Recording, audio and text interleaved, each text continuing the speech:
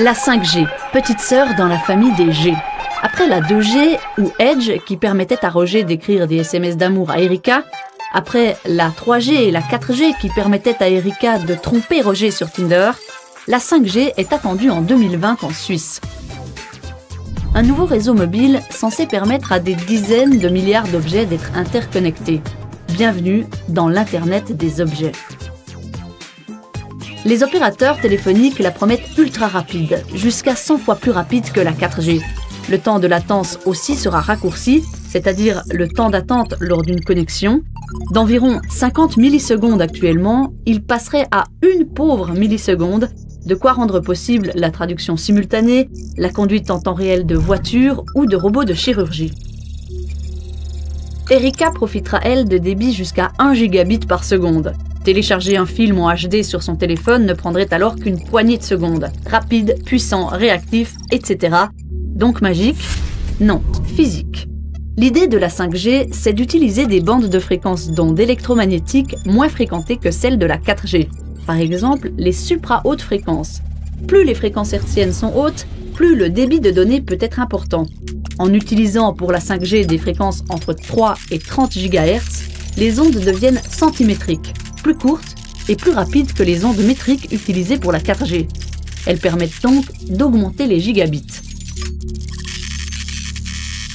Un inconvénient? Plus la fréquence est haute, plus la portée des ondes est courte.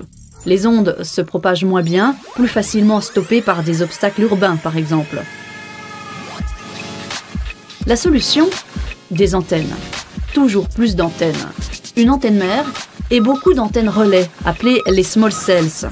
En Suisse, l'Office fédéral de la communication estime que plusieurs milliers d'antennes supplémentaires devront être construites pour accueillir la 5G. Et c'est précisément ça qui fait peur à certains. En septembre 2017, 170 scientifiques de 37 pays demandaient à l'ONU un moratoire sur la 5G, en attendant des études sérieuses qui prouveraient que ces nouvelles ondes balancées sur le marché n'allaient pas nous faire exploser le ciboulot. Parmi les signataires, un docteur en biologie vaudois, Daniel Favre, et un médecin bâlois. Ils y évoquaient des risques possibles de cancer, de stress cellulaire, de dommages génétiques, de troubles neurologiques ou d'impact sur le système reproducteur. Malgré ça, les installations d'antennes tests se poursuivent en Suisse aussi. La 5G pourrait débarquer dans moins d'1 an. La vieille 2G, elle, sera démantelée en 2020. Le vieux téléphone portable à boutons de Roger ne sonnera plus, et pour Erika, qui veut tester la 5G, un nouvel appareil sera nécessaire. De quoi faire marcher Internet et le commerce à la vitesse de l'éclair. Et Roger, qui n'a rien demandé, espère que son cerveau fonctionnera aussi rapidement qu'avant.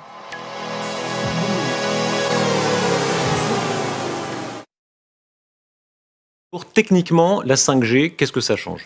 Concrètement, la 5G, Darius, va augmenter la bande passante, c'est-à-dire la masse de données qui circulent. L'ambition, affichée notamment par Swisscom, c'est de pouvoir surfer 100 fois plus vite sur Internet. Alors, probablement qu'on n'aura pas cette vitesse tout de suite, mais c'est sûr que ça va faciliter les choses pour ceux qui aiment regarder des films en streaming ou jouer aux jeux vidéo en réseau. On s'énerve chaque jour quand ça passe mal. Est-ce que ça va changer? Mauvaise nouvelle, non, ça ne va rien changer, tout comme le passage de la 3G à la 4G n'y a rien changé.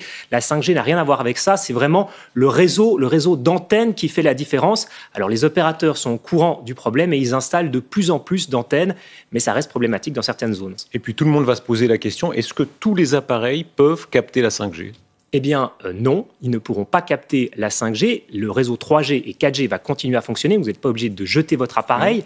Par contre, si vous voulez bénéficier de la 5G, il vous faudra un nouvel appareil. Et puis, la 5G va mettre à la poubelle la 2G. Donc, tous ceux qui aiment les vieux appareils, par exemple le Nokia 1110, eh bien, tout cela, ils devront simplement changer d'appareil. C'est ce qu'on appelle l'obsolescence programmée. Merci Gaspard. Mettre en ordre de bataille, ils ne veulent pas des antennes nécessaires à sa diffusion sur les territoires suisses. Plusieurs relais politiques entrent en action. Les Verts, un PDC à Genève, mais aussi à Berne, le PLR, en la personne de Frédéric Bourlot. L'enjeu est considérable. Pour les uns, c'est un réseau à installer très vite pour un meilleur débit Internet sur nos portables. Pour les autres, il faut d'abord observer le principe de précaution. Joël Robetet. D'un côté, les opérateurs de téléphonie commencent à installer des antennes 5G sur l'ensemble du territoire suisse et communiquent à grands coups de spots publicitaires sur les avantages de cette nouvelle technologie. De l'autre, des partis politiques inquiets. La semaine dernière, le président des Verts vaudois, Alberto Mocchi, disait stop. 5G, le principe de précaution doit primer. Les Verts demandent un moratoire et écrivent aux communes pour qu'elles s'opposent aux demandes de concession. À Genève, le député et médecin PDC Bertrand Boux lui emboîte le pas. La fronde anti-5G s'organise au niveau politique, mais pourquoi une telle démarche ? Parce qu'il n'y a eu aucune étude qui a été faite sur la nocivité, sur la santé de la 5G. On en a discuté pour la 4G, il n'y a pas eu plus d'études. Donc maintenant, avant de se lancer dans une technique qui est potentiellement nocive pour la santé, on devrait faire une étude, on devrait faire des études et après discuter de lancer une technique. Moi, je suis impressionné par la pression économique. À cause de la pression économique, on fait tout et n'importe quoi. Et je crois que maintenant, on doit dire stop. Du côté de Swisscom, on est surpris des inquiétudes suscitées par le développement de la 5G. Non, ça nous surprend dans la mesure où les fréquences sont les mêmes qu'on utilise depuis des années, qu'on les connaît bien, soit en téléphonie mobile, soit en télévision. C'est des fréquences qui ont été analysées dans des milliers d'études et aucune de ces études ne parvient à prouver scientifiquement qu'il y ait un risque sérieux pour la santé. À l'Office fédéral de la communication, on insiste sur les enjeux économiques. Il serait préjudiciable pour notre pays de devoir renoncer à cette technologie de pointe. Du côté de l'Office de l'environnement, on se veut rassurant. Les antennes de téléphonie mobile du standard 5G qui sont construites actuellement doivent respecter les valeurs limites existantes. La 5G, objet de la discorde. En attendant, elle devrait être disponible dans 60 villes d'ici la fin de l'année. Frédéric Borloo, bonsoir. Bonsoir. Vous interpellez le Conseil fédéral pour avoir des zones protégées des ondes. Est-ce que vraiment le principe de précaution est tellement pressant ? Écoutez, j'ai l'impression qu'en tous les cas, il est bien réel, puisque ces intolérances aux ondes ont été reconnues par l'OMS. Elles sont, c'est un fait.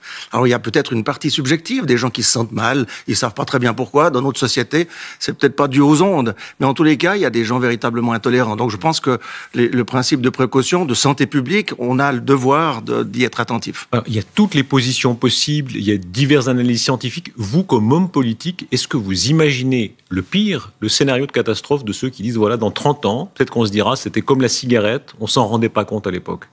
Alors, je l'imagine pas, parce que si je l'imaginais, c'est que j'aurais des éléments qui me permettraient d'y penser, et puis on demanderait à interdire la 5G. On n'en est pas là du tout. Aujourd'hui, que la 5G continue ou pas, eh bien, la 4G est bien existante, et les intolérances sont bien existantes aussi. C'est ce que je propose d'essayer de résoudre un tout petit peu dans les espaces publics. Le rapport de force, pour l'instant, d'un côté, on a la demande du consommateur, la pub avec Roger Federer, puissant opérateur, l'intérêt économique, de l'autre, Frédéric Borloo, et quelques politiciens, on les a vus quand même, c'est déséquilibré pour l'instant. Hein. Alors, c'est déséquilibré, oui et non. Il y a une pétition qui circule aujourd'hui pour interdire la 5G.